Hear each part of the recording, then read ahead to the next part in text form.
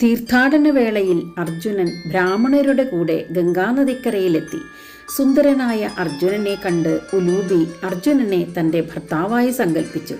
അർജുനൻ തികഞ്ഞ സാത്വികനാണെന്നും അതിനാൽ തന്നെ വിവാഹം ചെയ്യുമെന്നും ഉലൂബി കണക്ക് കൂട്ടി.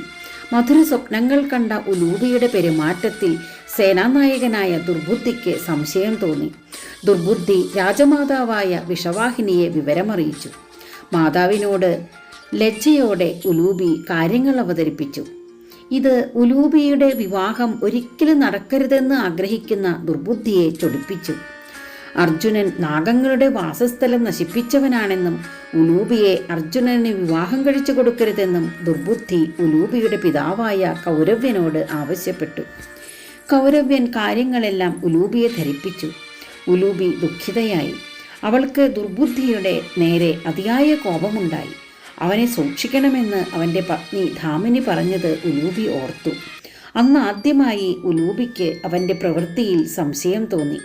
അത് പുറത്തു കാണിക്കാതെ ഉലൂബിയും ദുർബുദ്ധിയും തമ്മിൽ ഒരു പന്തയം വെച്ചു.